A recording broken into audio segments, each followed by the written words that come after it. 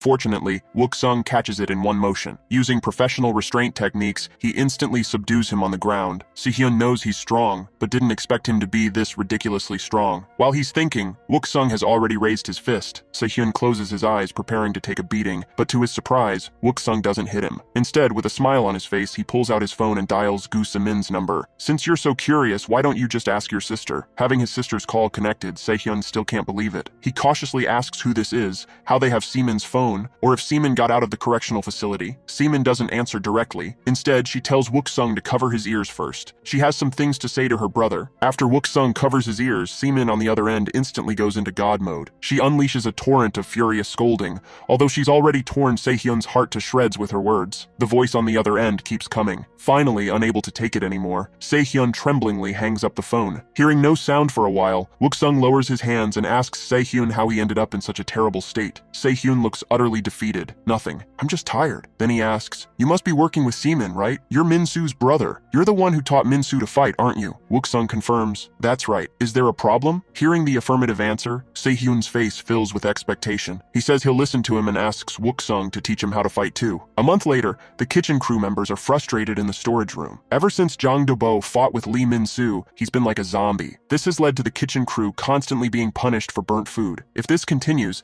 they'll be kicked out of the kitchen crew before long. But just then, Lim Ji Su suddenly kicks the door open and walks in. Seeing him, the veins on Jang Dobo's forehead instantly bulge. In just that moment, he snaps out of his depressed state. Lim Ji Su, it's all your fault. I'm going to kill you. But as he approaches, his steps stop. Because Minsoo asks if he wants to know why, Jang Dobo, wanting to understand, asks why. But Minsoo says provocatively, it's because you're ugly as hell. The moment these words fall, Jang Dobo, who had just calmed down, is instantly ignited. The kitchen crew members watching this terrifying scene are stunned. They all question if Minsoo has gone crazy, daring to provoke Jang Dobo like this. We're really going to see a corpse today. Facing the enraged Jang Dobo, Minsoo continues verbally provoking him. Like last time, he runs circles around him, depleting his stamina. Soon, the brainless Jang Dobo has most of his strength depleted. Knowing this won't work, he directly steps onto the table. He leaps and swings his fist at Minsoo, but once again, Minsoo nimbly dodges and lets his fist punch through an iron post again, thus trapping Jang Dobo's explosive right fist in the iron post. At the same time,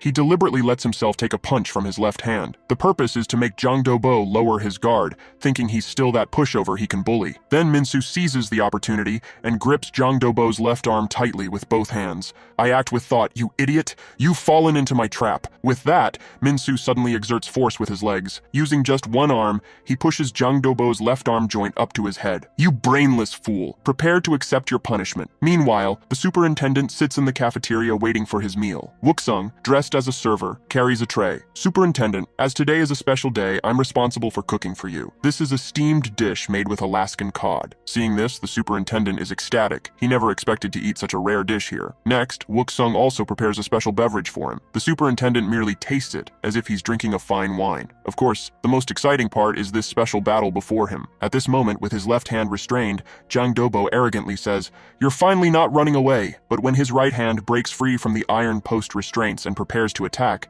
he discovers that not only is his left arm restrained, but his right hand also can't be used. The main reason is that his physique and build are simply too massive. Minsoo doesn't waste words. He hammers punches into his face one after another. Taking the beating, Jang Dobo asks in confusion where he learned these grappling techniques. But do you think you can defeat me with just this? Jang Dobo tries to use brute force to knock Minsoo away, but Minsoo's special stance prevents him from pushing him an inch. Instead, he continues getting punched in the face. A month ago, Wuksung had already helped him analyze the strategy and techniques for defeating Jang Dobo. In the previous fight, Minsoo and Hyun's weight classes only differed by one level. That's why Minsoo could win by forcing him into a corner, but his current opponent, Jang Dobo, is a full 3 weight classes above him. Using the same method to defeat him is clearly impossible. Instead, he'd have to pray not to be cornered himself. And gaining weight in a short time is also unrealistic. For example, if these massive stones represent Jang Dobo, how do you move or topple him? The answer lies in the lever principle. In fact, human limb movement is also based on the lever principle. If Minsoo can become the lever that moves this stone, then he can also push Jang Dobo. At this moment, rage burns in Jang Dobo's heart. No matter how much force he exerts, this bastard in front of him doesn't budge an inch, making him take a one-sided beating the whole time. Watching from the window, Wuksung asks the superintendent if this show is exciting. The superintendent says it's somewhat interesting, but the direction of this play is too predictable. Looking at Jang Dobo's expression, he doesn't look hurt at all. Those skinny little hands can't possibly beat such a big guy, and Minsoo already looks tired. In the end, the weight class difference evidence can't be ignored. Wuksung says, "How about we make a bet? I bet the kid named Lee Minsoo will win." Hearing this, the superintendent's interest is immediately piqued. A bet sounds good. You really do like making these uncertain wagers, but Wuksung understands that saying facial attacks are useless just because of weight difference is simply absurd. Speaking from the basic boxing stance perspective, it's designed specifically to protect the face and head, because the most vulnerable parts of the human body are the face and head, where many vital points are concentrated, and the most critical among them is the jaw. Attacking the jaw shakes the brain and inner ear, causing the opponent to temporarily lose balance. In amateur fighting, weight class is important, but ultimately, professional technique is the key to victory. At this moment, the dazed Jang Dobo seems to see So Young waving goodbye to him. As Minsoo delivers his final strike to the face, his dream wife So Young and 5 children all vanish. The kitchen crew members watching Jang Dobo fall are completely incredulous. The superintendent also shouts in amazement, "How did you know that little brat would win?" Wuksung calmly says, "Just intuition." Hearing this, the superintendent leaves somewhat displeased. "Your intuition is quite interesting, but you'd better start thinking now about what you want as your prize for the bet." At this moment, Minsoo, having defeated his opponent, gasps heavily, thinking it's finally over. But then he notices the love letter that fell from Jang Dobo's pocket on the ground. Opening it,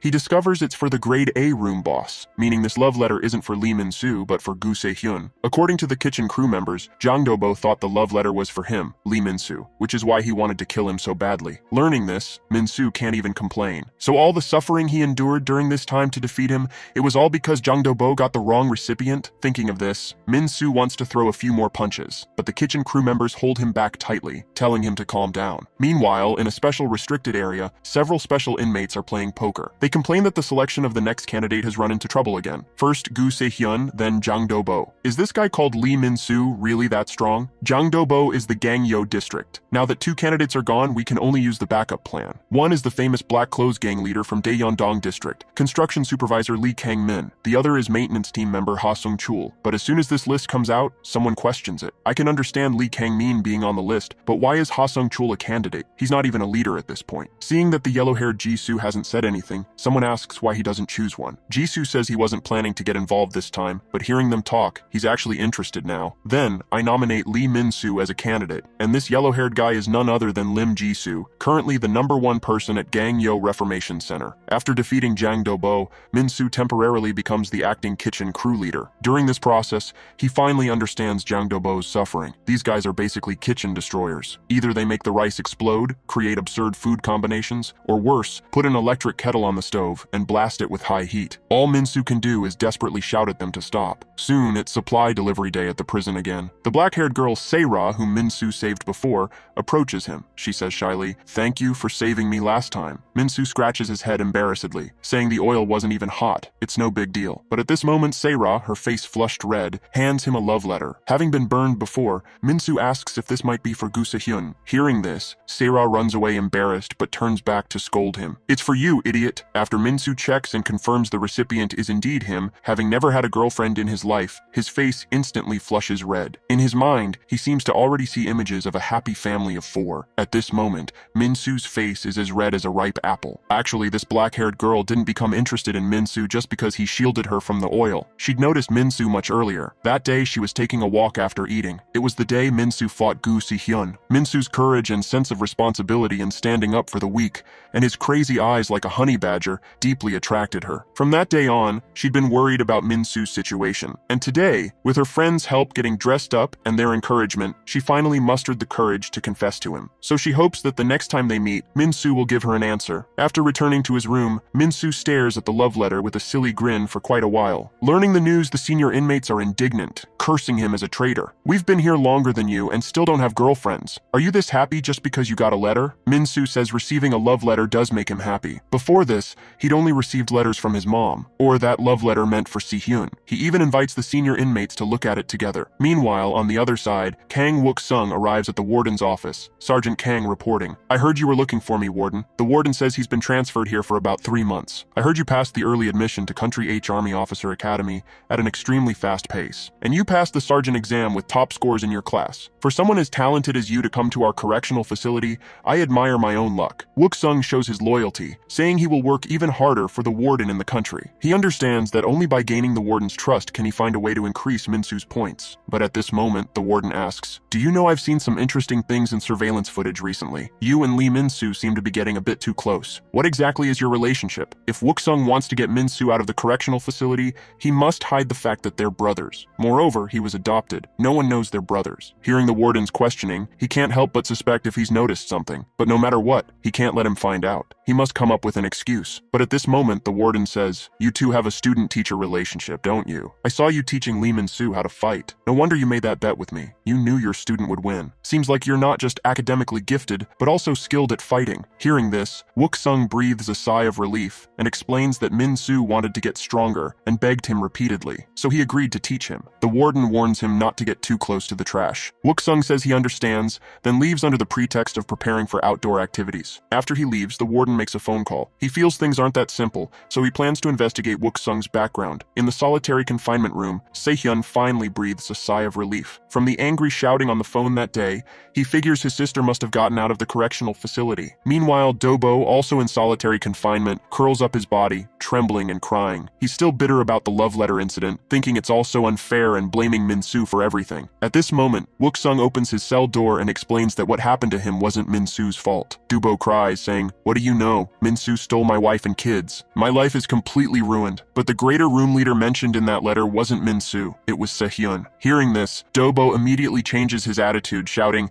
"Minsoo, I'm sorry. I blamed you wrongly. Se-hyun, you bastard. You're dead." Wuksung tells him to calm down and pulls out a photo on his phone, saying it's too early to jump to conclusions. After seeing the photo, Dobo says with resentment, "Isn't this the kitchen goddess Guusamin? But why is she standing and posing with that bastard Se-hyun?" He makes up his mind again. He must kill that bastard Se-hyun for trying to steal even his goddess. But when Wuksung tells him they're siblings, his eyes go blank instantly. "So that means Se-hyun is my brother-in-law?" As soon as he finishes speaking, Se-hyun, who heard the commotion from the opposite room, roars at him, "Shut up, you pig! Who's your brother-in-law?" The two then argue fiercely from their opposite rooms, one side telling Se-hyun to think about his nephew and niece, the other side blasting back intensely. Seeing this, Wuksung finally relaxes. The situation is mostly handled. Now Minsoo just needs to keep collecting points. Besides that, there's something else he needs to investigate. That is, to uncover the dark secrets the warden is hiding in this correctional facility. And this special detention block is currently his lead. Even as a guard, he can't enter this restricted area. Wuksung suspects something must be hidden here. Sure enough, before he can think much longer, several guards carry out a young inmate, and he also notices a man inside wearing a red prison uniform. Meanwhile, Minsoo is washing up in the bathroom. He looks at the bar of soap in his hand, puzzled. This thing is even smaller than before. How was he supposed to wash with this? But at this moment, someone behind him hands him a bottle of shampoo. Minsoo takes it, confused. How can there be something like this in prison? So he asks Lim Ji Su, who's washing up nearby, how he has something like shampoo. Moreover, not only is his prison uniform red, but there's no grade marking on his chest either. Ji Su introduces himself while immediately saying Minsoo's name. Minsoo asks, a bit puzzled, "How do you know me?" But at this moment, Ji Su suddenly leans forward. Minsoo thinks he's about to attack. The next second, Ji Su just pats Minsoo's head, smaller than I imagined. "How did you win 2 fights?" Minsoo says, "For the sake of you lending me shampoo, I'll let this slide." But next, the blonde Ji Su says something baffling. "This time I came to find you, but next time it'll be you coming to find me. Though it won't be easy, I'll be waiting." After saying this, Ji Su casually leaves, leaving Minsoo with a completely confused expression. Meanwhile, the two in the solitary confinement room stop arguing.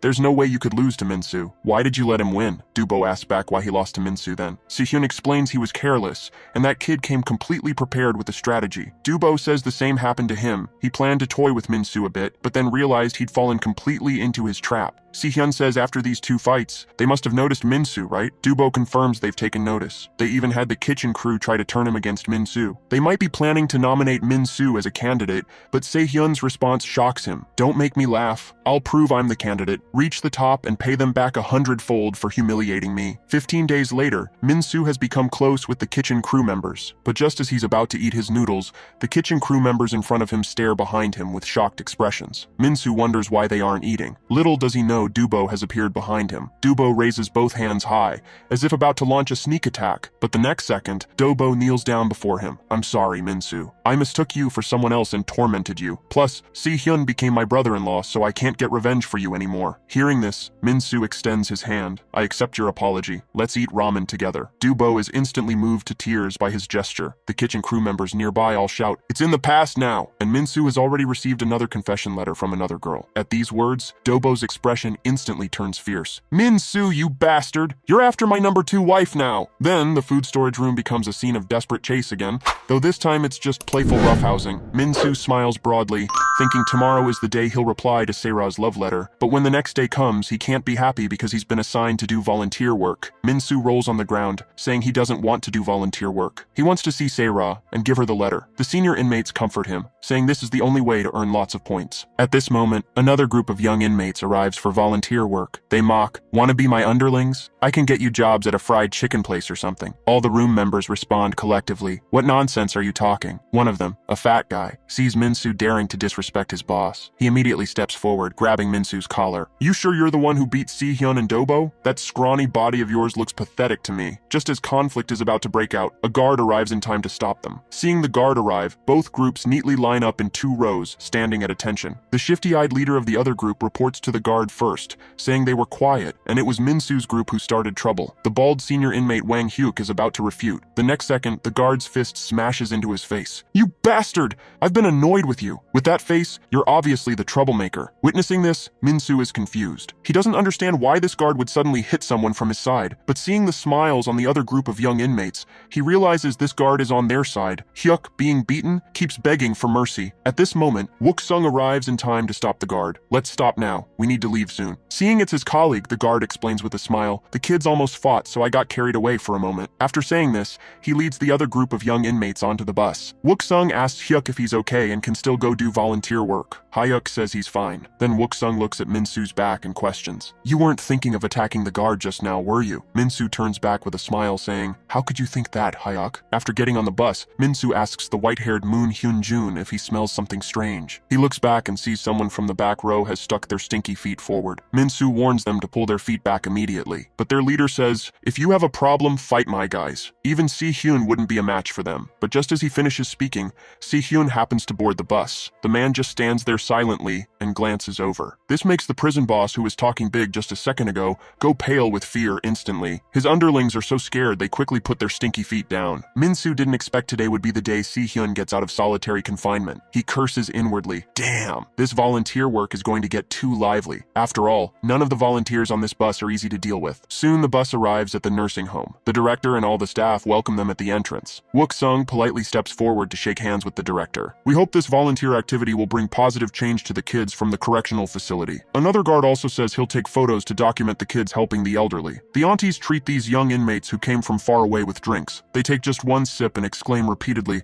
"Haven't had cola in so long. This is the taste of childhood." And the volunteer work they're here to do today is to take care of the elderly at the nursing home. There isn't a single young person here, making them complain constantly. But at this moment, a senior inmate suddenly points ahead and shouts, "Isn't there a young woman over there?" Seaman looks in the direction he's pointing, but discovers this woman is his sister, Saemin. This shocks Si-hyun so much he crushes the cola cup he was about to drink from. Why is his sister here? The first task these teenagers are assigned is to wash the elderly's feet. A guard nearby uses a camera to specifically record this moment. Minsoo, having just finished washing an elderly person's feet, holds his forehead and breathes a sigh of relief. But immediately he hears the next person calling for him to help wash their feet. Thinking it's an old man, Minsoo naturally doesn't refuse, even saying this grandpa must have suffered a lot. His feet have many blistered areas. Just as Minsoo looks up to ask if he feels more refreshed, he discovers the person before him isn't some old man, but Lee Cho, the boss of Grade B room. He presses his wet foot against Minsoo's face, telling him to wipe it clean. He even mocks Minsoo, asking if he wants to be a foot wiper under him. Facing this humiliation,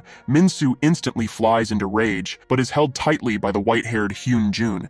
He reminds him to calm down. The guard over there is taking photos. Cho continues mocking with his underlings. That idiot is definitely a hothead. Looks like Si-hyun and Dobo aren't that impressive after all. Minsoo grits his teeth and can only endure this humiliation because he knows the guard is on Cho's side. Acting now would only get him mocked worse. At this time, Seamin is pushing an elderly woman outside for a walk. "Grandma, the flowers over there are beautiful. Let's rest here for a bit." And the reason for stopping here is probably that Se-hyun has also come looking for her, pushing an elderly person. He asks Se-hyun, "Everyone else is busy volunteering. Are you slacking off?" But Se-hyun says he really does want to deal with these elderly people. After all, she was sent to the correctional facility for beating up that perverted old man. Seamin says somewhat calmly, "Yeah, I think we both made mistakes. We should have directly reported him for sexual harassment. Instead, we ended up in a correctional facility for getting involved, and it's that old man who had the problem. Not all elderly people are like that." After saying this, she leans back on the bench. "One day we'll all grow old. What do you think we'll become?" Si-hyun asks what she's trying to say. At this moment, Seamin pushes the elderly woman away. "If you grow old, what kind of person will you become? Think about that question carefully." Soon, it's lunchtime. Each young inmate receives a meal to help the elderly elderly eat. Minsoo is feeding an elderly woman, but he hears crying sounds nearby. Looking over, he sees Cho not only eating greedily himself, but also using food to tease the elderly woman. Minsoo angrily shouts, asking what he's doing, but just as he finishes speaking, a bowl of soup pours onto his head. Several of Cho's underlings say arrogantly, "Sorry, we didn't spill it on purpose." Though Minsoo wants to step forward and beat them up,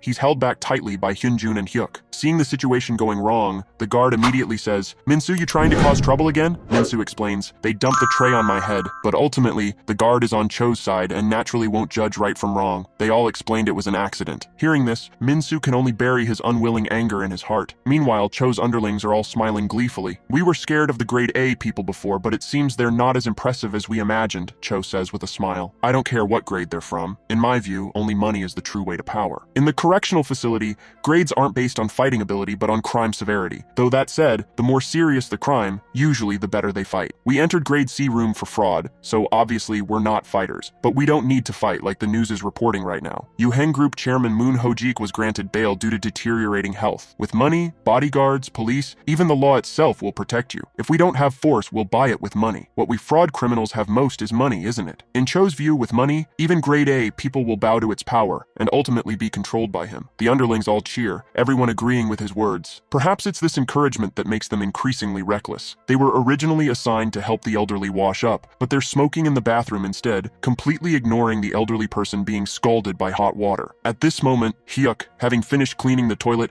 is preparing to go clean the bathhouse. When he opens the door, he happens to see this scene. Hyuk's expression is full of shock. He immediately drops his mop and stands in front of the old man. Cho's underlings curse at him. "You scared us. Thought you were security." Hyuk says they've gone too far. What if Grandpa has a heart attack? But just as he finishes speaking, a fist smashes into his face. Hearing this, the fat guy strikes first. "Who do you think you are to tell me what to do?" The other two underlings laugh and cheer from the side. Getting beaten, Hyuk doesn't waste words and immediately fights back. "Come on, you bastards!" When Minsoo and Hyunjun find Hyuk, he's already lying on the ground, beaten unconscious. So Minsoo goes to find Wuksung. He hopes Wuksung can help him create an opportunity for revenge. But Wuksung says, "We're already outside. Why still fight? If you cause trouble here, it'll be big problems." Seeing Wuksung won't help, Minsoo turns to leave. But at this moment, a voice stops them both. Guard Jeonji suddenly appears, saying, "If I heard correctly, Minsoo, did you just call Sergeant Kang Hyun?" Hearing this, both of their expressions freeze instantly. Just as they're about to explain, Ji continues, "I've found it strange for a while. The way Sergeant Kang treats Minsoo is like family. What's your relationship with Minsoo?" Just as Wuksung can't explain and his identity is about to be exposed, Se-hyun suddenly appears shouting at Wuksung, "Hey,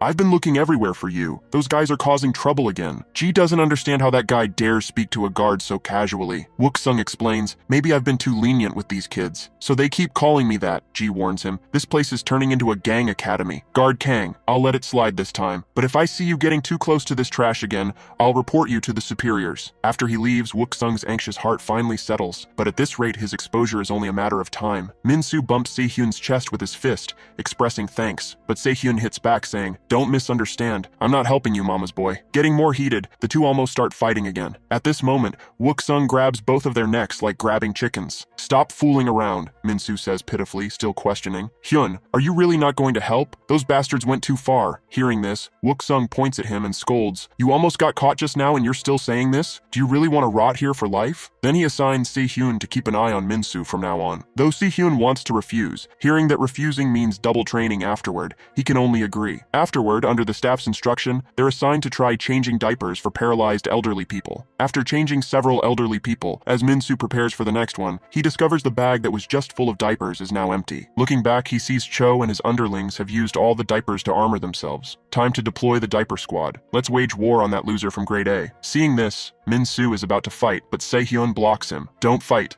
Wuksung told you to stay quiet." Minsoo sighs. "I can't ignore this kind of provocation." At this moment, Cho is still shouting childishly, "We're not playing around. We even caught a monster to protect the world." And the monster he's talking about is Hyuk, who's bound to a chair with tape, his entire head humiliatingly covered with a diaper, only his nose exposed. Seeing this scene, Minsoo's rage reaches its peak. "How dare you do this to someone who just got hurt?" Se-hyun strikes Minsoo's head, telling him to calm down, but Minsoo roars at him, "Don't stop me or we'll fight first." Se-hyun points in that direction. Fighting sounds good, but look who's over there. Cho is reporting to the guard, saying Minsoo and his group keep causing trouble. And sure enough, off. After hearing this, Guard G warns Minsoo's group, if you cause more trouble, you can expect disciplinary training when you get back. Not wanting to implicate Wuksung, Minsoo can only choose to comply. In the afternoon, Cho's underlings come outside to smoke. The fat guy asks their leader, Tai-ho, how long do we have to be underlings? Every time Cho talks big, I want to tear his mouth apart. We're only going along for the money. Yet he really thinks he's the boss. Tae-ho says it won't be long now. Right now they're sticking with the grade C people just to live comfortably for a while.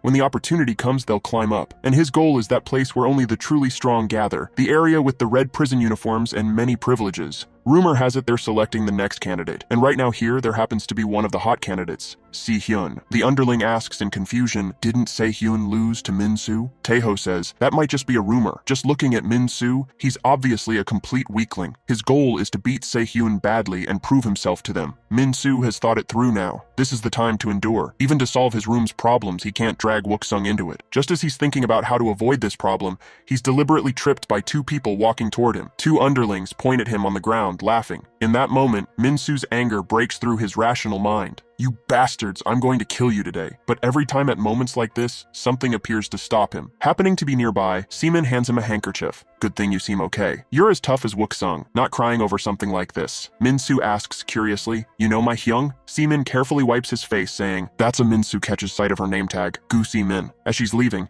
Seaman says to him, please take care of my brother for me. After she completely leaves, Minsoo ponders the names, Guusi Hyun and Guusamin. Combining everything from before, this woman must be Se-hyun's sister. Thinking of this, an idea for dealing with the grade C group pops into his head. So he rushes to the classroom and gives Se-hyun a chop, and says this is payback for the earlier blow to his head. Want to settle this one-on-one? Se-hyun lowers his head, saying, don't even think about it. Though right now, he really does want to beat up all those grade C troublemakers. Meanwhile, Seaman is waiting for Wuksung on a rooftop somewhere. Suddenly a drink is placed on her head. Sorry for the wait. Wuksung asks what she needs. Seaman says thanks to him she got to see Se-hyun, so as family she should thank him. Wuksung says she's been helping him all this time too. I only did it because I could benefit from it. Hearing this, Seaman says he really has a talent for making people want to punch him. After some playful banter, they smile at each other. Then Wuksung asks if she's heard of the red prison uniforms. But from Seaman's expression, she clearly doesn't know. The other guards either avoid it or refuse to talk about it. Is there no way to get some useful information? Speaking of which, Wuksung says he needs to get back. Otherwise, who knows what trouble Minsoo will cause again. Seaman tells him not to worry. She specifically asks Se-hyun to watch Minsoo. Before, when others provoked him, Minsoo held back. Pretty impressive. Wuksung says Minsoo takes after him, so he's definitely impressive. Even when he doesn't listen, he knows what to do and can do it well. Hearing this, Seaman also says she asked Se-hyun to watch Minsoo because Se-hyun is reliable. After all, my brother is both dependable and manly. But as they each boast about their brothers, little do they know Se-hyun and Minsoo are currently fighting intensely. Hearing the news, Cho's underlings all come to watch. Minsoo says in confusion, they bullied our room's people and played terrible pranks on the elderly here. Isn't Se-hyun angry about any of this? Se-hyun says, what does that have to do with him? Stop talking and let's fight.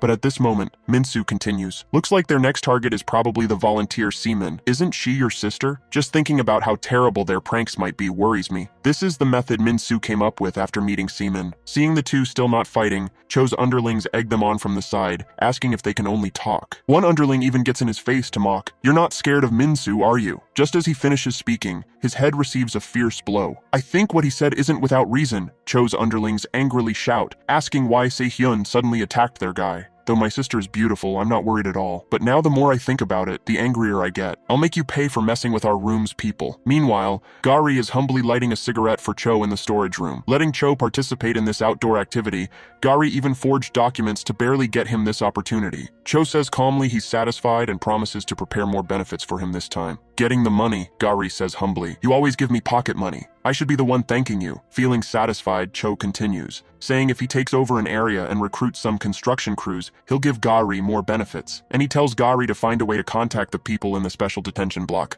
I'll go see them personally soon. But hearing this, Gari's face fills with terror, saying that's something the warden handles personally. If we get involved and something goes wrong, we're dead for sure. At this moment, an underling suddenly bursts through the door shouting, that guy Se-hyun is beating up our people. Hearing this, Ji says angrily, didn't I already warn them not to fight? But Cho beside him tells Ji not to intervene yet. I just want to teach those bastards a lesson. Right, Park Tae-ho. Led by the underling, they head to the battlefield. And this scene is all seen by Seaman hiding around the corner. On the other side, Minsoo is happily cheering. Since Wuksung had Se-hyun watch him, he'll do the opposite. Using Se-hyun's trigger point to eliminate enemies for himself, this is what's called fighting fire with fire. The three, beaten to a swollen mess, realize they need to team up now. Just thinking about his sister being pranked fills Se-hyun with rage, but this time, the three coordinate. The two average-built ones use their bodies to restrain Se-hyun, while the most lethal fat guy launches a frontal attack. Minsoo, watching from the side, finally chooses to intervene. I wasn't planning to fight at all, but since you ask so sincerely, Se-hyun says he didn't say anything. But soon, without realizing it, Se-hyun is pushed to the wall. The fat guy's attack instantly arrives before him, but this time, the wall trick won't work. He's not the Se-hyun from before. Seeing this scene, Minsoo can't help thinking, this bastard got stronger after training with Wuksung, but so did he. He's no longer the weakling who could be bullied at will. Se-hyun tells him not to block his way. Minsoo tells him just not to drag him down. He even wonders aloud, this is too easy. You almost lost to these guys? Se-hyun says, I didn't almost lose, you mama's boy. Minsoo retorts, you sister-obsessed freak, how dare you talk about me? Se-hyun angrily asks if he wants to fight. At this moment, having knocked everyone down, they start grappling. The two clearly intend to continue their rematch, but at this moment, Park Tae-ho suddenly arrives. With one kick, he sends Minsoo flying. Tae-ho questions Se-hyun, you used to be a candidate, right? Come fight me one-on-one. Minsoo asks what he is to dare interfere, but Tae-ho, having taken that kick, acts like nothing happened and strikes back, saying, let's see if you can take it too. Coming to his senses, Minsoo trembles as he's about to get up. Cho comes before him. Great a boss, Minsoo. I'll give you a final offer. Let me control your entire area. Once I get the red prison uniform, I definitely won't mistreat you. Hearing this, Minsoo thinks the red prison uniform must be that guy who lent him shampoo. But what does that actually mean? Minsoo tells him to get lost, daring to bully the elderly here in our room's people. I won't let this slide. Just as he finishes speaking, a black bag covers his head. Caught off guard, Minsoo only feels darkness before his eyes. Then Cho kicks him in the head and says, listen while I'm still talking nicely. My purpose for wanting to control Grade A is to find a strong subordinate, someone as strong as Se-hyun. Of course, in my view, Tae-ho is way more impressive than Se-hyun. Though Tae-ho's prison grade is only D, his pure strength is at Grade A level. Fighting against him, Se-hyun clearly feels this. Though his opponent's attack power is about the same as his endurance is far above his own. Tae-ho uses his endurance to deliberately take hits, then counterattacks. If this continues, Se-hyun will definitely lose. He recalls Wuksung telling him his fighting technique and reach were better than Minsoo's. So why did he lose? Because that was his only advantage. If reach is your strength, seal it away. If your opponent has reach, power, and endurance, how will you fight? So I'll teach you a fighting style that belongs to you alone, a path to getting stronger that will completely transform you. Seeing Se-hyun stand up, Tae-ho mocks, just stay down. You and I aren't even on the same level, Se-hyun says angrily. I'll make you understand what a difference in levels really means. After saying this, he charges forward with a swift step. Tae-ho shouts, that's right, show me your full power. Only then will defeating you have meaning. But is blocking all you're going to show me? That would be a bit too boring. Se-hyun also understands he can't just keep blocking. Because when Wuksung trained him, he said, blocking constantly will only slow your movements. If your arms drop, your opponent will seize the chance to break through your defense. What you need to do is observe your opponent's movements while blocking. Don't just think about how to... At this moment, Se-hyun can start catching his opponent's movements. Tae-ho's shoulders are raised high,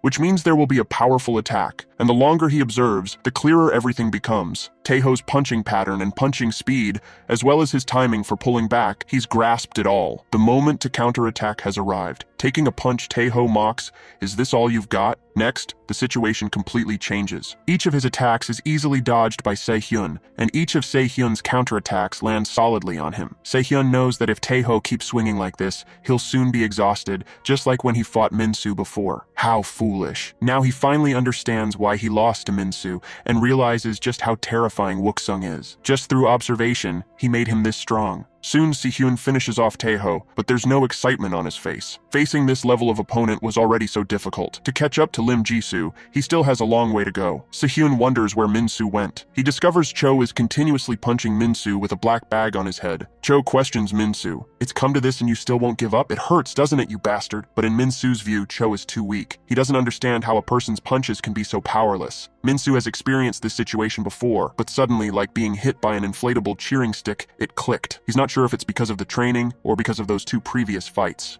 Getting cocky, Cho continues mocking. If it hurts, cry. Call for your mommy. Oh wait, you don't even have a mother. Just as he finishes, having hit Minsoo's sore spot, Minsoo decides to stop toying with him. You crossed the line, you bastard. With a groin kick, Minsoo makes him experience what real pain is, but at this moment, a voice asks what he's doing. Ji points at Minsoo saying, "Didn't I warn you not to fight?" Minsoo explains it wasn't him who started it. Si-hyun was being beaten, and he just helped him. But Wuksung gives him a kick to the head, saying, "That's still fighting." Then Wuksung tells Si-hyun to explain what trick Minsoo pulled this time. Si-hyun says seriously, "We didn't start it. Those bastards wanted to mess with my sister and harass the grandpas and grandmas here." Hearing this, Wuksung's expression changes instantly. Ji shouts, "Guard Kang, see that? I told you not to get close to these people. That's why they're so arrogant now. You just wait and prepare to write that disciplinary report." But at this moment, Saemin suddenly arrives. "Guard John, I think what you should be preparing for is a trial, not a disciplinary report." Ji asks in confusion who she is. Hearing this, Saemin smiles and takes out her phone with a video. The content shows his dealings with Cho in the storage room. Ji's face instantly breaks out in cold sweat. Saemin says calmly, "You accepted bribes and forged official documents." Just as she finishes, Ji lunges at her trying to grab the phone, but Wuksung won't give him that chance. With just one move, he completely subdues him. Wuksung and Saemin share a knowing smile. Good thing she broke the deadlock in time. Then Wuksung immediately dials the command phone to report. The moment the call connects, Ji immediately explains it's not just him doing this. The guards managing the red prison uniform inmates take even more bribes. Hearing red prison uniform, Wuksung is instantly shocked. Facing the inquiry on the phone, he covers for Ji, saying he was just reporting the return schedule. Seeing he wasn't reported, Ji hurriedly thanks him. "Sergeant Kang, I won't forget this favor," Wuksung says. "This time, I'll turn a blind eye. But on the condition that you tell me in detail about the red prison uniform inmates." Kang Wuksung is puzzled. Isn't the purpose of the Reformation Correctional Facility supposed to be reforming juvenile offenders? Ji tells him, "There are always some people beyond redemption. If they just release them back into society, it'll cause political problems. So simply put, these red prison uniform inmates exist to prevent others from leaving easily." Kang Wuksung doesn't understand. Wouldn't that make the point system and reform review process meaningless? Ji says he's still too naive. "Have you ever seen anyone leave this facility properly? That's the job of those red prison uniform inmates. They cripple inmates who've accumulated enough points and are about to be released. Simply put, getting released easily is impossible." Lee Minsoo, who returned from volunteer work a week ago, is now just 50 points away from being eligible for release. The guards here remain as brutal as ever. Fights between the kids continue to break out constantly. Perhaps because they were taught a lesson by Minsoo and Hyunjun, the kids from grade C room no longer cause them trouble. The only thing Lee Minsoo is anxious about now is that he needs to respond to Seire's confession on the next supply day. Originally, Kang Wuksung brought Lee Minsoo here to clean the warehouse, but unexpectedly, it's already been cleaned. And Guusi Hyun is also here training non-stop. Lee Minsoo is confused. Hasn't this place already been cleaned? Why bring him here? But before he can finish speaking, Kang Wuksung puts handcuffs on him. Though Lee Minsoo is puzzled, Kang Wuksung tells him to stand still. Then he pulls a ball out from a box filled with tennis balls and says he's thought of a way to train Lee Minsoo. From now on, Lee Minsoo's hands will be restrained. Then he just needs to dodge the balls Kang Wuksung throws at him. Moreover, each ball thrown will be faster than the last. Lee Minsoo manages to dodge the first one by luck, but the speed of the second ball hits him like a wake-up call. This is what Lee Minsoo currently lacks: instinctive reactions to variables and danger. Lee Minsoo is confused about what Kang Wuksung means by instinct. He defeated Guusi Hyun and Jang Dobo. Doesn't that mean he doesn't need training? Kang Wuksung questions him. "Did you win those fights fair and square? The fighting styles of all three of you are too one-dimensional. Lee Minsoo just exploited their weaknesses. But if Guusi Hyun had been prepared beforehand, he wouldn't have won at all. And if Lee Minsoo hadn't built some leg strength, how would he have defeated Jang Dobo?" Now Guusi Hyun is learning basic combat techniques from Kang Wuksung, so he hopes Lee Minsoo will also undergo training. Although he hates fighting, this place is simply too dangerous. Ever since Jeonji told him about the red prison uniforms, Kang Wuksung knows he must make Lee Minsoo strong enough to ensure he can be released normally. Meanwhile, construction supervisor Lee Kang-min is discussing matters with grade C2 room boss Lee Cho. Lee Cho believes this prison is no different from outside society. With money, you can control both inmates and guards. So he wants to invite Lee Kang-min to join his assembled forces. That way, perhaps they can deal with a special detention block where the red prison uniforms exist. If Lee Kang-min agrees to join, Lee Cho will give him 20% of the business profits as compensation, roughly 4,000 in pure income per month. And even if Lee Kang-min wants to wear a red prison uniform, Lee Cho promises to handle it for him. But Lee Kang-min's response leaves Lee Cho stunned. Lee Kang-min states that no matter how good the plan is, working with the weak will only ruin his reputation. Hearing this, Lee Cho snaps his fingers. Then I'll give you more time to think it over. Besides, why do you think I asked to meet you without guards or subordinates present? As the snap echoes, Grade C2 room boss in Chol Soo, Grade D3 room boss Jang Sang Hyun, Grade D1 room boss Park Tae-ho, and Grade C6 room boss Oh Sung Jin appear one after another. 4 different room bosses surround Lee Kang-min completely. Lee Cho asks Lee Kang-min, "So what do you say? Change your mind now?" Lee Kang-min removes his glasses. Not bad. Using money to recruit skilled fighters. But do you think 4 people are enough? At this moment, Lee Minsoo, facing the tennis balls thrown by Kang Wuksung, has adapted. His movements are crisp, his dodges are precise, using only the most necessary motions.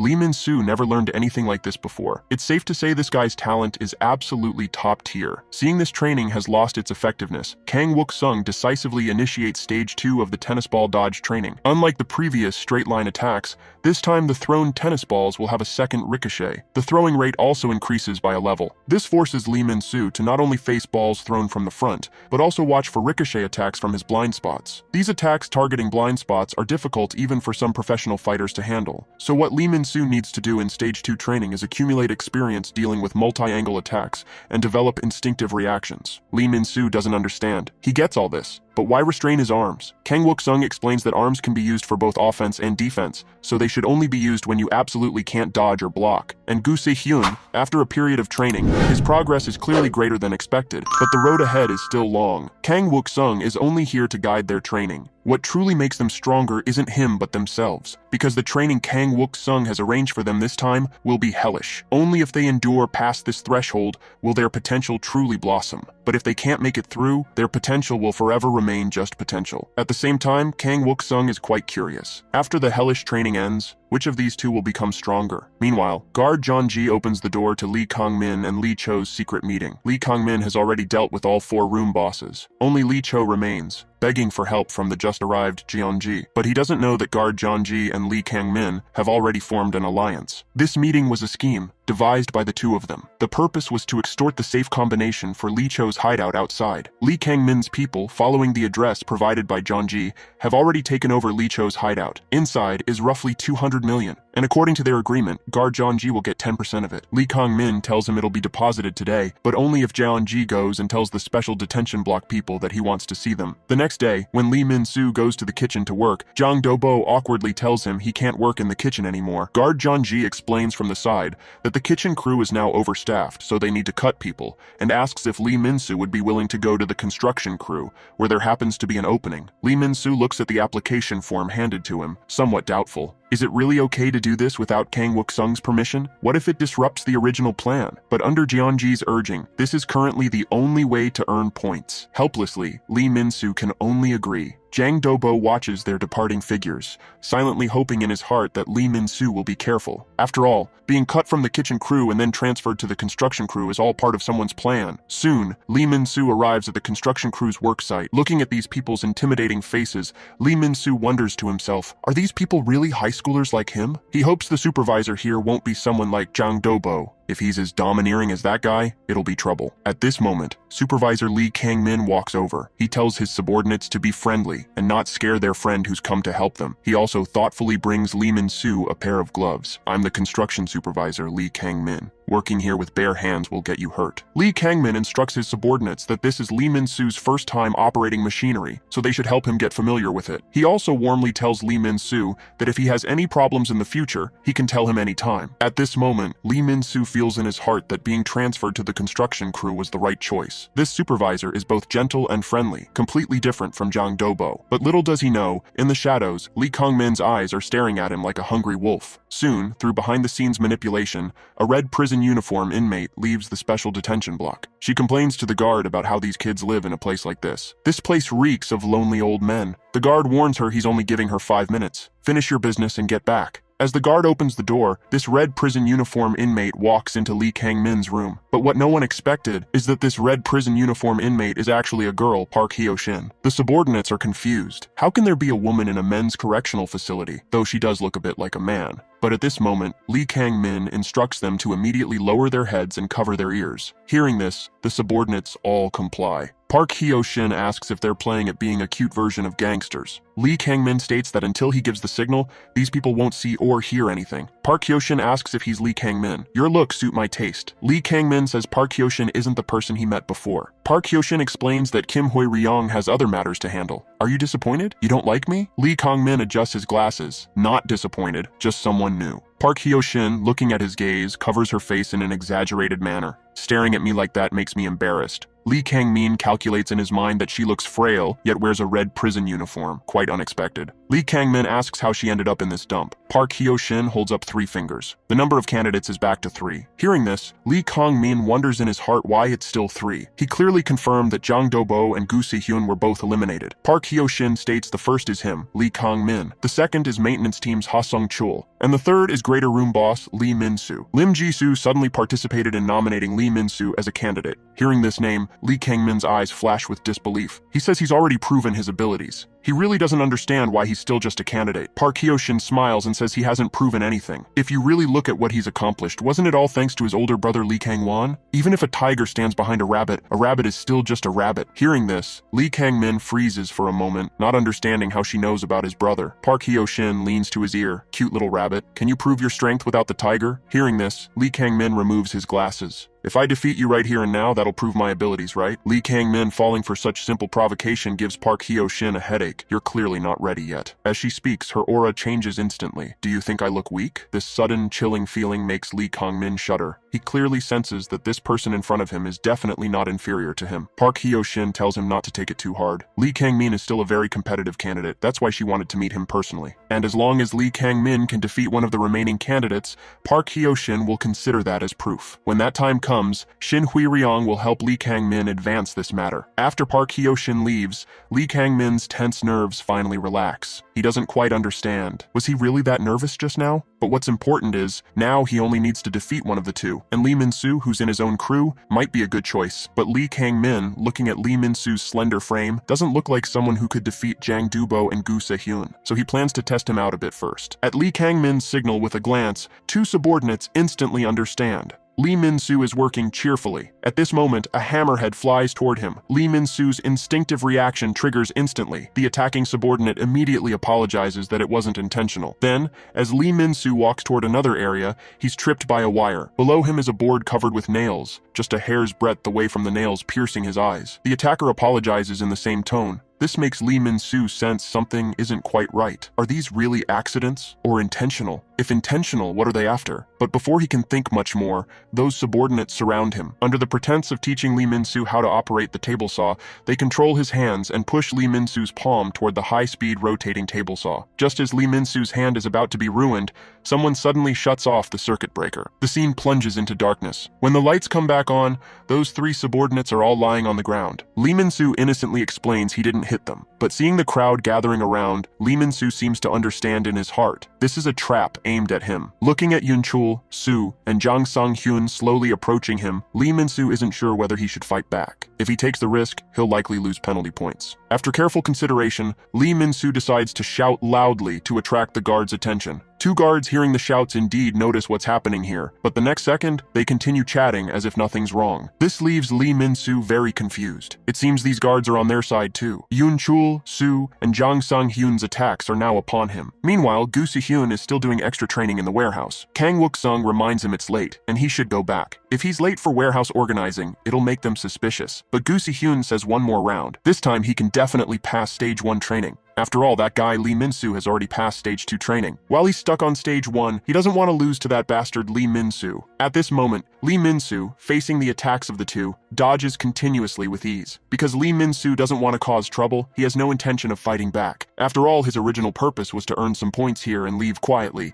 so he absolutely cannot lose points. Lee Kang-min, observing from the side, seems to see through something. Is this guy afraid the guards will deduct his points so he doesn't dare fight back? Thinking this through to probe Lee Minsoo's true strength, Lee Kang-min has the guards step outside for a moment. He'll handle this. Seeing the guards leave, Lee Minsoo no longer plans to hide his abilities. Long suppressed, he's been wanting to fight back. This is a perfect chance to put his recent training results into practice. But unexpectedly, he feels these 2 are a bit too weak. Whether it's because Lee Minsoo is too strong or they're too weak is unclear. Soon, and Chul Su and Jang Sang-hyun are dealt with. Lee Kang-min also resolves his doubts. So it seems you didn't beat Guusi Hyun and Jang Dobo by luck. Lee Minsoo asks, did he orchestrate this childish stunt? What did I do wrong to deserve this betrayal? Lee Kang-min says he and Lee Minsoo are both candidates, but Lee Minsoo has never even heard of any candidates. He just wants to earn some points here. Hearing this, Lee Kang-min removes his glasses with some resentment. Just because of a guy who doesn't even know what a candidate is, I have to prove my strength. I originally planned to let my subordinates handle this, but now I'm being compared to someone who knows nothing. It really pisses me off. So I've changed my mind. I'll deal with you personally. Lee Minsoo says, if you want to fight, just say so. Why put on this act and waste effort? With that, Lee Minsoo raises both middle fingers. Come at me, you bastard. A war between the two candidates is about to break out. A subordinate asks senior inmate Chang Hee, isn't Lee Minsoo his roommate? Only after engaging does Lee Minsoo feel how terrifying his opponent is. Lee Kang-min's punching speed is on a completely different level from those two earlier. Lee Minsoo, barely managing to dodge, already feels strained. The opponent's attacks are like a predator locked onto prey, pressing forward step by step without mercy. This gives Lee Minsoo the impression that his opponent studied boxing, but he also knows he can't keep dodging forever. He must find an opening to counterattack, but Lee Kang-min's strength exceeds his imagination. This punch is easily caught by Lee Kang-min's single palm. Looks like you never learned how to attack. Was it like this when you fought others too? Seems Guusi Hyun and Jang Dobo weren't that impressive either. Lee Kang-min's attacks are swift and fierce,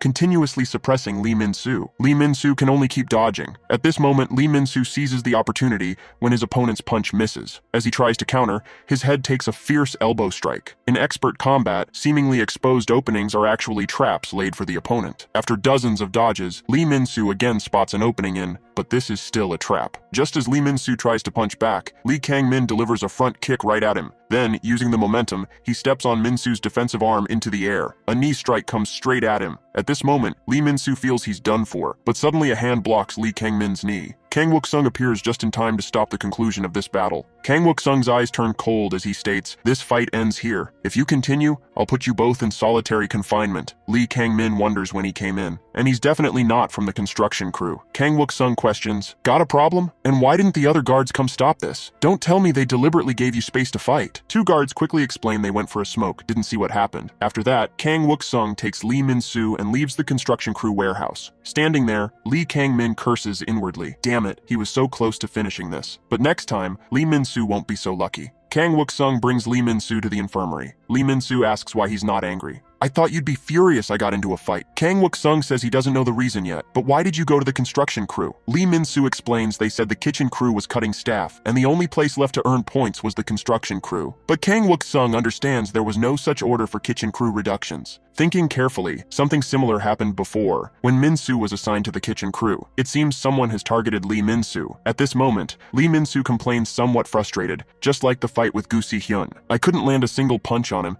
and couldn't avoid all his attacks either. Kang Wuksung says this is normal. That guy Lee Kang-min most likely studied martial arts like kickboxing. So unlike Guusi Hyun and the others, this guy can't be defeated with tricks or strategy. To beat him, you can only improve your raw strength. So Kang Wuksung plans to start stage 3 training for Lee Minsoo, and before the training ends, he'll stay with him at the construction crew. Though he doesn't know who schemed against Lee Minsoo, for now he can only focus on improving his strength while waiting for an opportunity to confront whoever's in the shadows. This accompanying behavior from Kang Wuksung leaves Lee Kang-min unable to find an opportunity to deal with Lee Minsoo. Even though he had a guard steal Kang Wuksung's personal file, he can't find any weakness. He calculates that just one day, if only Kang Wuksung would leave for one day. So he takes out a phone from the drawer, dials and instructs the person on the other end to help him with something, and warns them not to tell his brother about this. 1 week later, on a certain night, Kang Wuksung stands on the street checking the time, waiting for someone, and this person is Guusamin. Guusamin brushes back her hair and apologizes for being late. Kang Wuksung says it's nothing. He figured as much. So he left 30 minutes late too, and their meeting on the street is being monitored. Through surveillance, Lee Kang-min's subordinates have found Kang Wuksung's weakness. After Guusamin and Kang Wuksung say goodbye and part ways,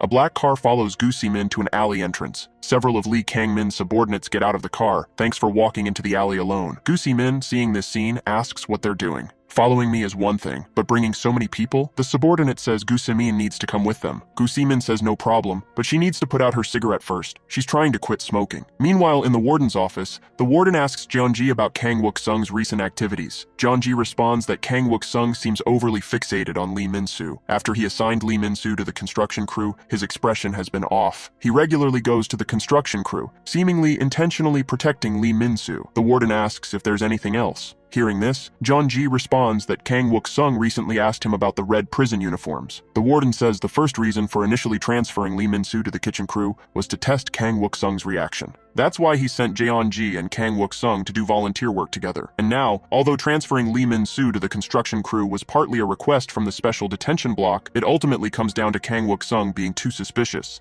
He's the only one prohibited from accessing the military network. All information about him comes from received files, so the warden has already commissioned an external agency to conduct a background check on him. Results should come soon. And until then, Jeonji's job is to continue monitoring him. Jeonji asks curiously, "It's normal for us to monitor Kang Wuksung, but why are you and the special detention block people so interested in Lee Minsoo?" Hearing this, the warden says calmly, "Because he looks like someone." At this moment, Lee Minsoo is washing up in the bathroom, unaware that an even bigger trap is quietly approaching. It's been 2 weeks since he fought Lee Kang-min. Though he's been training constantly, he's not confident he can defeat him. After all, Lee Kang-min is the type who can only be defeated with pure strength, and to do that, Lee Minsoo needs to at least pass stage 3 training. At this moment, Whitehair hears someone ask him to toss the soap over, but his hand slips, accidentally throwing the soap toward the unguarded Wang Hyuk. Just as the soap is about to hit Wang Hyuk's back, Lee Minsoo, as if sensing danger, intercepts it directly. Lee Minsoo tells Moon Hyun-jun to be more careful and not drop it again, but Whitehair's face is full of disbelief. He doesn't understand how Lee Minsoo did that without even looking.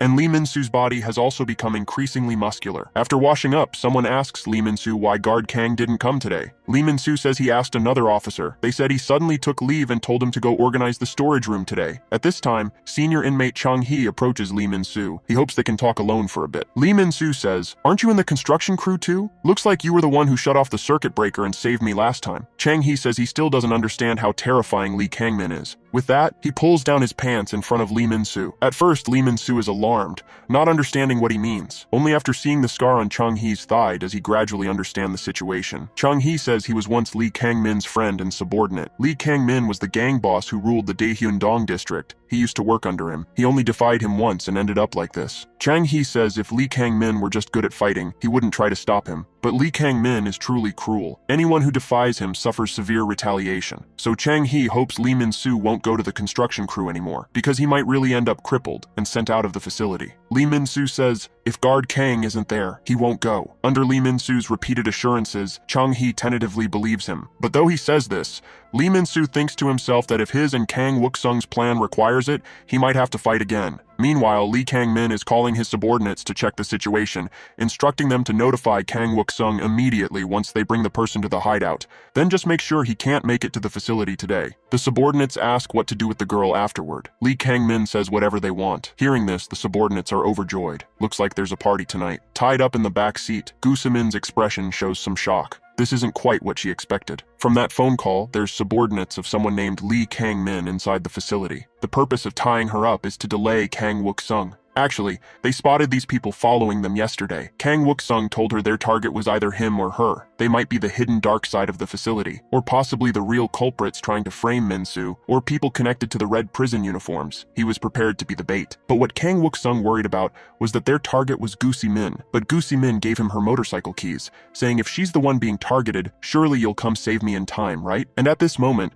a motorcycle is following closely behind the black vehicle. Meanwhile, at the facility, Lee Chang-hee confronts Lee Kang-min. He tells Lee Kang-min to stop targeting Lee Minsoo. Though he doesn't know why you've set your sights on him, he's just trying to earn points. Lee Kang-min calmly asks why he should listen to this. Chang Hee says it's because he's also a member of the construction crew, but he's no longer that subordinate from before. I'm asking you this as your childhood friend. Actually, back in elementary school, he and Lee Kang-min were best friends. But after graduating elementary school, Lee Kang-min started taking over his brother's business, while Chang Hee studied while taking care of his mother. Due to their different circumstances, they lost contact. Once Chang Hee entered high school, he got his driver's license and started working as a delivery worker. A restaurant owner, after understanding his situation, kindly lent him a motorcycle. Thanks to this, Chang Hee was able to work as a delivery worker and pay for his mother's medical expenses. One delivery address was an abandoned factory. This was the gathering place for Lee Kang-min's gang. Here, Chang Hee encountered Lee Kang-min again after many years. Lee Kang-min asked if he wanted to make money more easily by adding cockroaches to food deliveries, then leaving numerous negative reviews in the merchant's shop comments, making it impossible for the merchant to do business. To delete the bad reviews, they'd have to pay them. Naive and ignorant,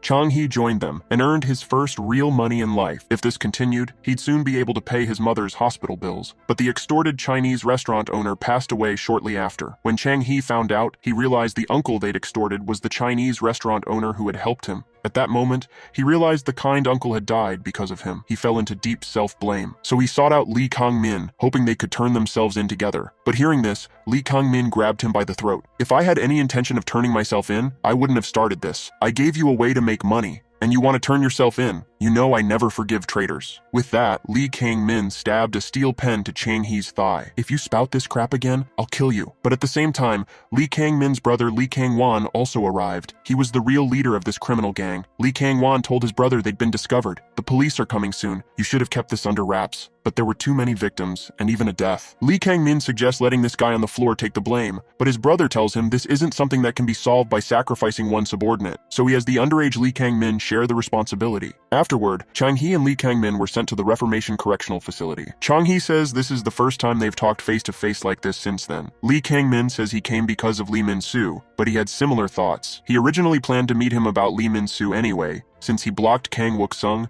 but had no way to contact Lee Minsoo. Chang He asks in confusion what he means. The next second, he's pinned to the table by subordinates. "You know why I took on the troublesome position of construction supervisor? Because in the construction crew, if someone gets injured or becomes an idiot, no one suspects anything. And what he's going to do is take one of Chang He's fingers as an invitation gift for Minsoo." Meanwhile, Lee Kang-min's subordinates have also reached the hideout. And as instructed, they send Kang Wuksung a message to come here alone before 12 o'clock, but Kang Wuksung has already arrived. The kidnappers are gathered in the warehouse, confident that Yuseong won't show up for at least 2 or 3 hours. His girlfriend, meanwhile, isn't scared, not even close. When one of the men decides to get cute about it, suggesting she seems to be enjoying herself tied up like that, he doesn't get to finish the thought. A helmet comes out of nowhere and takes him clean off his feet. Yuseong walks in, calm as anything. The others can't figure out if he got there impossibly fast or had been following them the whole time. Either way, they're not thrilled. They've got numbers and they know it. Yuseong knows it too. He also knows that in a drawn-out fight, he's the one who runs out of gas first, so he doesn't let it drag out. He moves through the crowd like he's done this before, deflecting one attack and countering another in the same motion, never stopping. When someone tries to catch him off guard, he answers with an elbow to the chest, then a shot to the chin, and takes a second to point out that dropping your guard is a bad idea.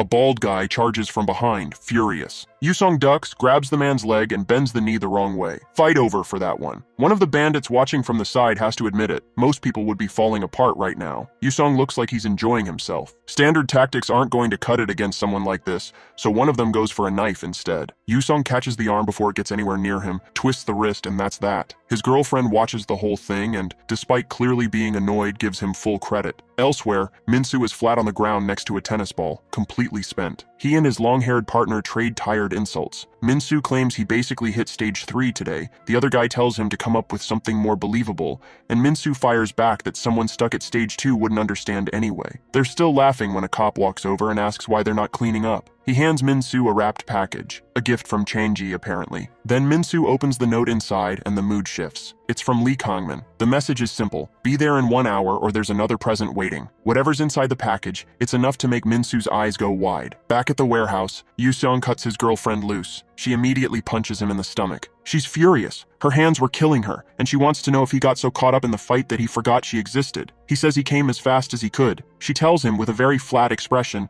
that she'll take his word for it, but the whole kidnapping was never really about her. It was a distraction, a way to pull Yuseong out of Gangyo so the real target, Minsoo, would be exposed. Someone had been tracking Yuseong's location and gave the signal the moment he was on his way. Yuseong remembers being told to stay away from the civil engineering crew until stage 3. He was played, and now someone is walking down a staircase toward Minsoo's location, unhurried, deliberate. The man says he noticed Yuseong's brother had something in the works and decided to watch from a distance, but now he's done watching. He says it's rare to find someone worth fighting at his level, and he figures Yuseong would understand that feeling. Not that the reasons matter anymore. Lee Kang-won, head of the Ems gang in Gangdong district, is ready to go. In a locked room somewhere else, a beaten and sweating young man is trying to crawl across the floor. Someone steps on his already injured hand. A group of inmates watches without moving. The redhead standing over him asks, with a smirk, whether facing Lee Minsoo is really that hard. The man on the floor looks up, and through everything, the pain, the exhaustion, he tells the redhead to get out of his way. Then he says it again, louder,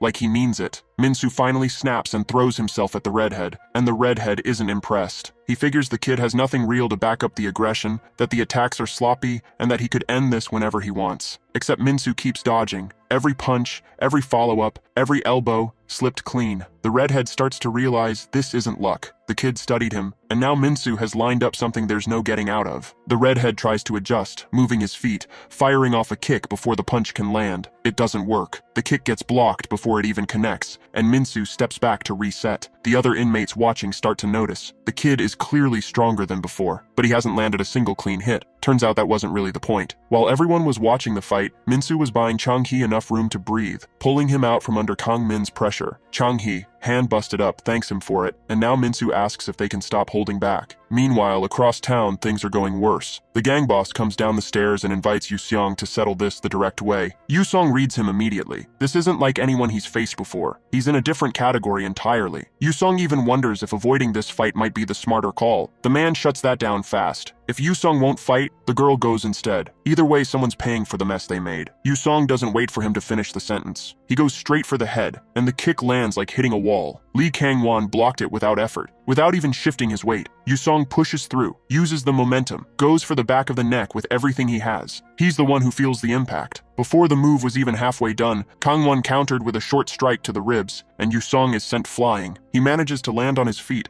but the pain tells him something might actually be broken. Kang-won asks almost casually whether that hit did anything, because if he'd meant it, the kid's spine would be gone. He seems genuinely curious how it felt. Yoosung knows he can't drag this out. He goes back in, and Kang-won just reflects every attack back at him like it's a warm-up drill. Then he tells Yoosung the fight is getting boring. When Yoosung throws a spinning kick, Kang-won sees it coming from a mile away and says so, adding that this is what you get from people who learn to fight from textbooks. Predictable, no creativity. That lands harder than the punch did. Yoosung is humiliated, and somewhere in the back of his mind he wonders what kind of fights this man has been in to look at him like that. For Kang-won, the answer is simple, all of them. He grew up with nothing, no stability, no one looking out for him. Fighting wasn't a hobby or a discipline, it was how he ate. Getting hit hurt less than going hungry, and beating the people who hit him felt good, so he kept going. Dozens of fights, then hundreds, street to street, block to block, until he ran the whole area. So no, beating Yoosung isn't a surprise to him. He crouches down and tells the kid he's decent for what he is. But guys like him all look the same after a while, and that's the problem. It's not fun anymore. He starts walking toward the girl instead, half interested, half bored. Then her expression shifts, and that actually gets his attention. But she's not looking at him. Yoosung is back on his feet. He admits it, his attacks are basic. His master's instruction was clear. Against ordinary opponents, fundamentals are enough. But Yoosung has been watching, and the man in front of him is not ordinary. So starting now, he's done holding back. So while Yoosung's fight is heating up, we get a quick cut to somewhere out at sea, a congressman on a boat, pulling in a massive tuna like it's nothing, while his companion watches in quiet disbelief. The companion shifts the subject. He admits he half expected the boy to quit during special forces training, so he set him up as an assistant just to see what would happen. The congressman